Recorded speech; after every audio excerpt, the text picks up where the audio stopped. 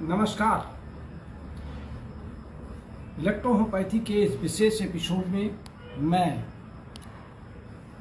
बस्ती से आपका प्यारा दोस्त डॉक्टर श्रीवास्तव, हम आज एक छोटे से रोग पर चर्चा कर लेते हैं। और बार बार आप सबकी डिमांड आ रही थी कि सर का गंजापन, बार बार बाल का गिरना और बाल पर सवाल करना, ये बहुत बार इस पर चर्चा हो चुकी है। तो पहले तो हम ये चर्चा कर लें कि हमारे शरीर के अंदर जो सिर के ऊपर बाल हैं, इसका जो न्यूट्रिटिव पॉइंट है वो हमारे स्किन का थर्ड लेयर है, जो बोन और लेयर के बीच में है, जहाँ पे प्रोटीन की जरूरत ज़्यादा होती है। किन्हीं कारणों से आमतौर से तो जेनेटिक काज में देखा गया है कि अगर बाबा या नाना या मामा या चाचा या पिताजी को बाल कम शरीर में हैं तो बच्चे के भी बाल जल्दी उम्र में गिरना शुरू हो जाते हैं।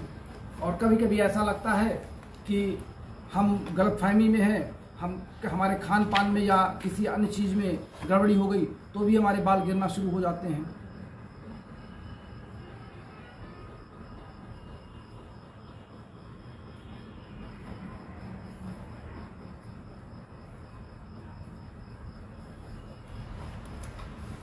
मैं आपका समय इसलिए ले रहा था कि मैं ये देख रहा था कि मैंने अपनी इस पुस्तक में बाल के गिरने की चर्चा की है कि नहीं की है। तो मुझे दिखाई पड़ा कि पेज नंबर 134 पर हमने बाल के गिरने की चर्चा की है।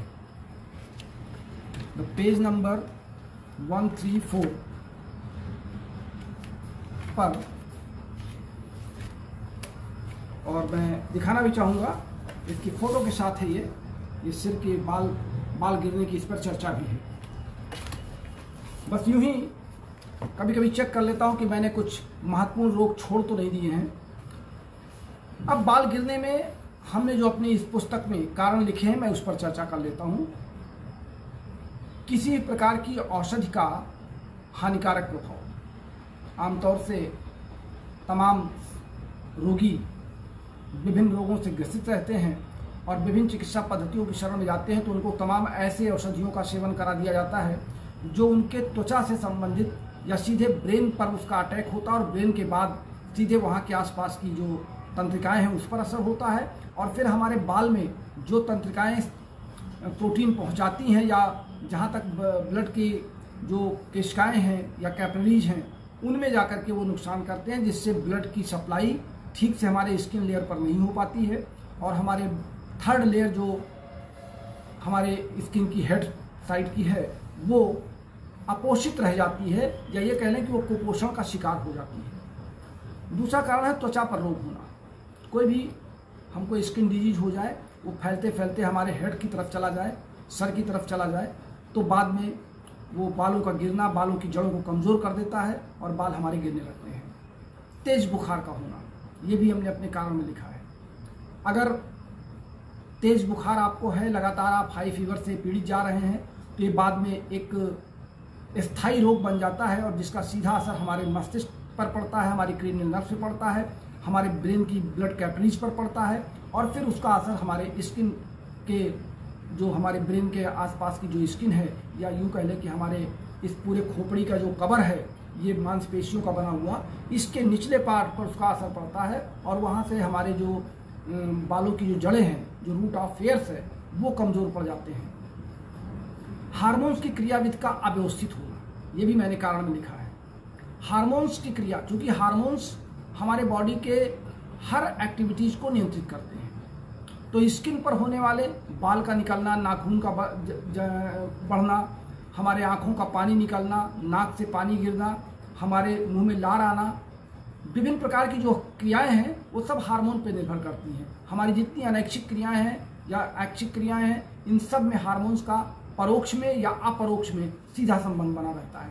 तो हार्मोन्स की अगर अव्यवस्था हो जाती है, जो ग्रोथ हार्मोन्स है, अगर उसका जीएच हार्मोन जिसे हम कहते हैं, अगर उसकी कमी हो जाती है तो फिर हमारे बाल, शरीर भी कम बढ़ता है और बाल भी हमारे तेज़ी से गिरने लगते हैं। आमतौर से कुछ लोग ऐसे होते हैं जिनके पहले तो बहुत घने बाल होते हैं और अचानक 15-16 साल के बाद या 20 साल की उम्र तक जाते जाते बाल गिरना शुरू हो जाते हैं। तो तो वहाँ पर हम ये मान सकते हैं कि कुछ मानसिक चिंतन या गहन अध्ययन करने वाले या फिजिकल वर्क ज़्यादा करने वाले, मेंटल वर्क ज़्यादा करने वाले लोगों के बाल गिरना शुरू हो जाते हैं। और वैसे तो 40% से लेकर के 60% तक जेनेटिक काज ही दिखाई पड़ता है बालों के गिरने में। फंगल इन्फेक्शन होना और गीली कंघी से फंगल इन्फेक्शन ज़्यादा होता है।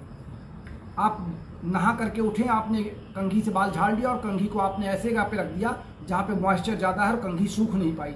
नेक्स्ट डे या दूसरे दिन या तीसरे दिन उसमें फंगस आ गए और आपने उसी कंघी से फिर बाल झाड़ा, तो वो फंगस आपके बालों पर जाकर के उसके रूट काज पर जाकर के अपना असर करते हैं और बाल गिरना शुरू हो जाते हैं। तो फंगल इन्फेक्शन भी बाल के गिरने का एक प्रमुख कारण हो सकता है।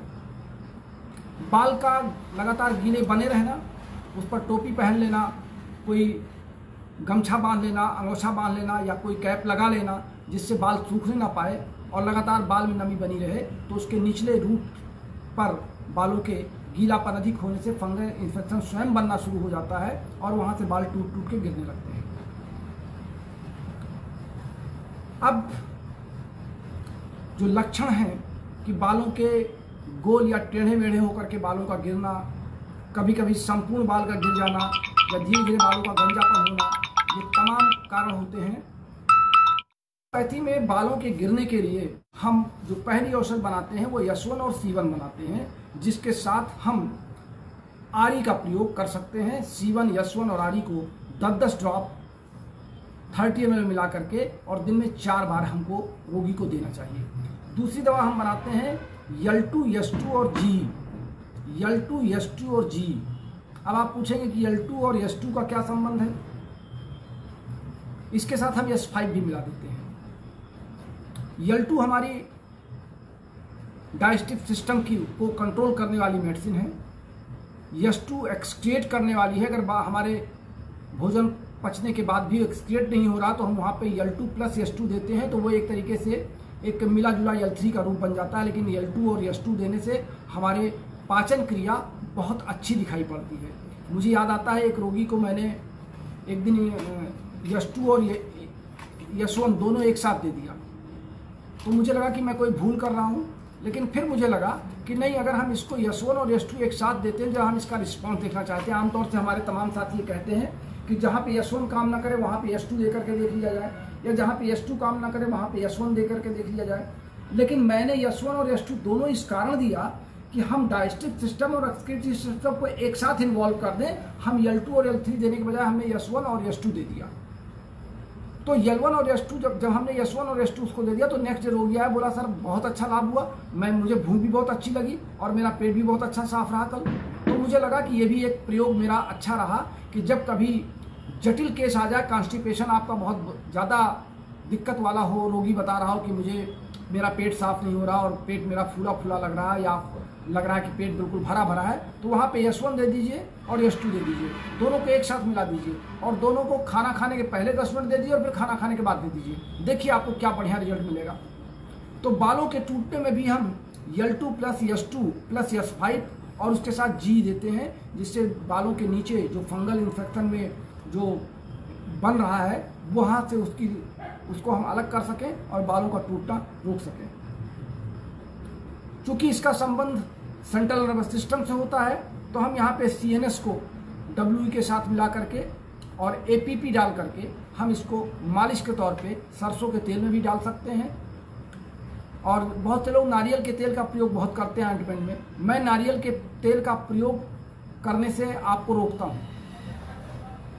हमारे शरीर में जो न्यूट्रिटिव ऑयल है, जिसे हम कहते हैं कि हमारे शरीर के लिए जो न्यूट्रिटिव ऑयल है या एक तरीके से जो पोषक ऑयल है, वो मस्टर्ड ऑयल है या सरसों का तेल है।